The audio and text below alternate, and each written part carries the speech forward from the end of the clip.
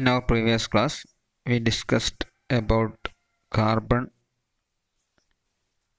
and its special properties. Then we discussed about the allotropes of carbon. Allotropes are the compounds which contain only one type of atoms.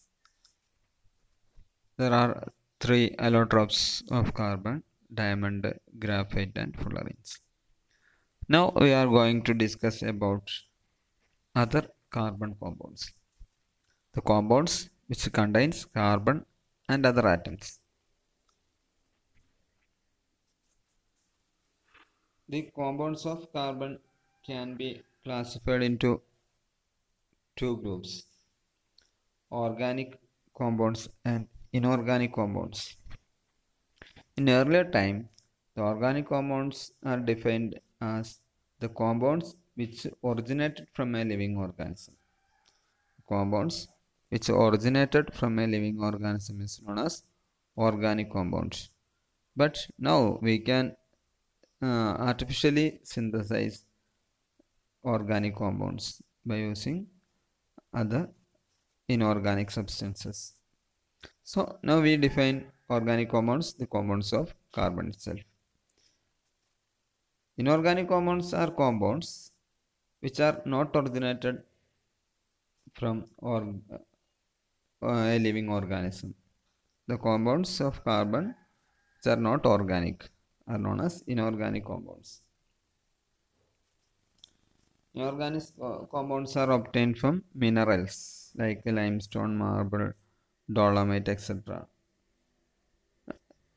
Our marble is a calcium carbonate. Okay. Mainly we get all the minerals containing carbon.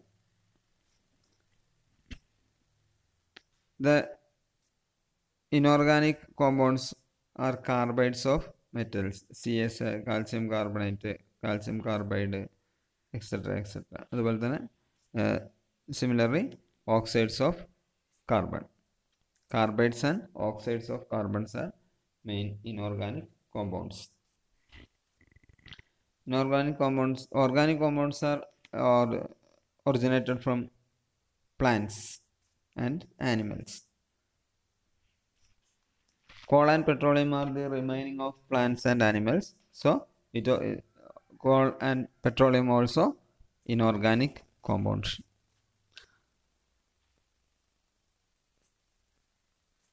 We studied in our earlier chapter that the complex organic compounds are produced from plants and animals, such as hydrocarbons, fats and hydrocarbons, carbohydrates and fats, just like oils, proteins, drugs, etc. Coal gives benzene, phenol, naphthalene, etc. Petroleum gives petrol, diesel, kerosene, lubricating oil, etc. etc. In addition to variety of synthetic organic compounds exist. In addition, a number of synthetic organic compounds also exist, and its number increasing daily. So, the study of organic compound is very important in chemistry. So there is a special branch of chemistry which deals only with the organic compound. It's known as organic chemistry. The properties of organic and inorganic compounds are totally different. Organic compounds are generally low melting solids or liquids. They dissolve in organic solvents such as benzene, alcohol, etc. etc. but are generally insoluble in water. Inorganic compounds are generally solids which have high melting and boiling point. They are generally dissolved in water but not dissolved in solvents like petrol, diesel, etc. Now we are going to study about some inorganic compounds, oxides of carbon. There are two important oxides: carbon monoxide and carbon dioxide. Carbon monoxide is formed when carbon or hydrocarbon is burned in limited supply of oxygen. You may feel when you burn plastic an irritating condition. It produces fumes which are irritating. That is because inside the plastic there is no sufficient oxygen. Or when we put more wood when we cooking, then it also forms an irritable fumes. This is because there is no sufficient oxygen. That is why it produces carbon monoxide. 2C plus O2 gives 2CO. Carbon monoxide. Mono means single.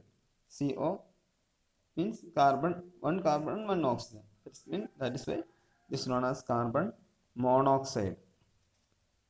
Carbon monoxide is a colorless and odorless gas. Odor means smell. Carbon monoxide has no color and smell. Its melting point is minus 199 degrees Celsius and boiling point is minus 192 degree Celsius. It's a major air pollutant. It is mainly released to atmosphere from vehicles and factories which use fossil fuels. It's a low-level poison causing headache and drowsiness, but its large amount can cause even deaths. It acts in our body by reducing the oxygen carrying capacity of hemoglobin. Hemoglobin is the red pigment in our blood which binds oxygen from lungs and to supply all part of our body.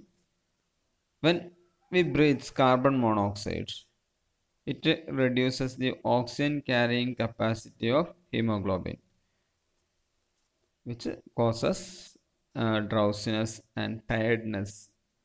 Continuous effect causes death. Carbon monoxide has many uses. It is used as a reducing agent in metallurgical process to reduce metal oxides. We studied about the reduction of metals from metal oxides by using a reducing agent. Carbon monoxide is mainly used as a reducing agent in metallurgy. The presence of a catalyst, it can combine with hydrogen to give methanol. We can produce methanol by using carbon monoxide. It forms carbonyl compound.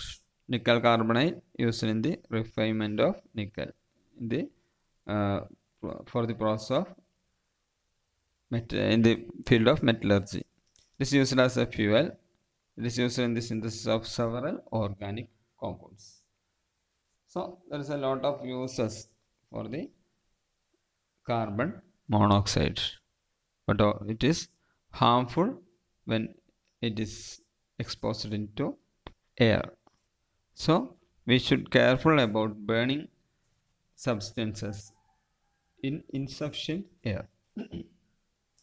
If something burned with sufficient air, it produces carbon dioxide.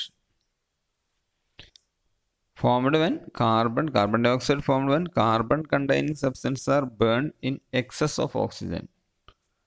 C plus O2, CO2. CH4 plus 2O2 gives CO2 plus 2H2, etc. etc. CH4 is methane.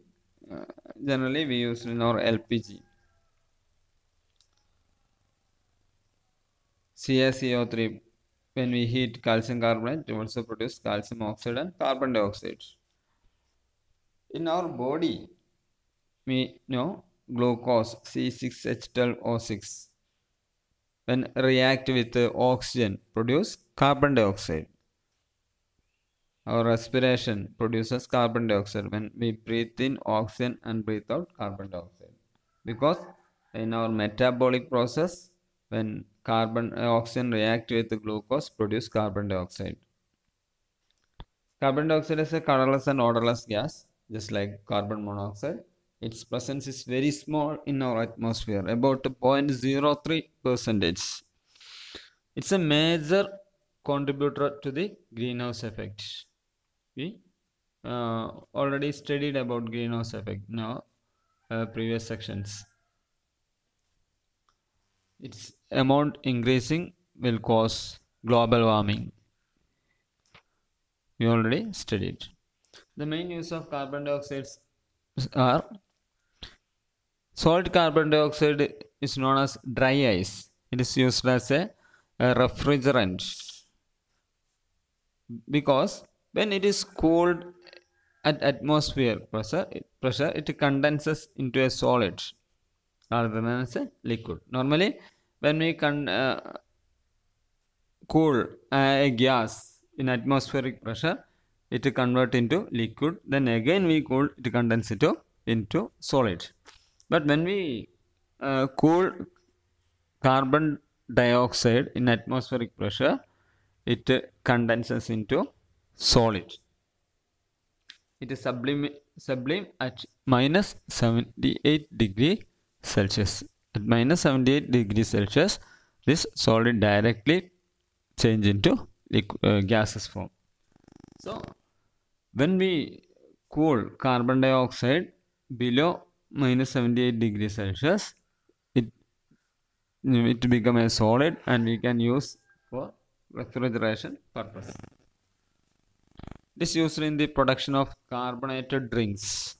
You may drink soda, 7-Up, Pepsi, Coca-Cola, etc. All are produced by using carbon dioxide. When we mix carbon dioxide in water, we call it as aerated drink.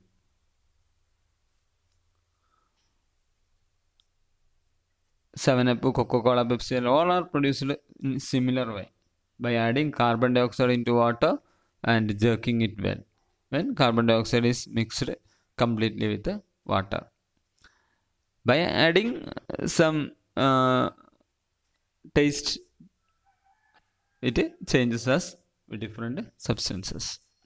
But it is harmful to our body when we use continuously this type of aerated drinks. The carbon mixed with water produces carbonic acid.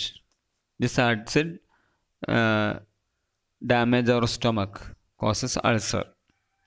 So continuous use of aerated drink is harmful to our body. It is used in the production of washing soda and baking soda. We already studied about washing soda and baking soda in previous chapter. For producing washing soda and baking soda, we heat calcium carbonate and produce carbon dioxide. By using this carbon dioxide, we produce washing soda and baking soda.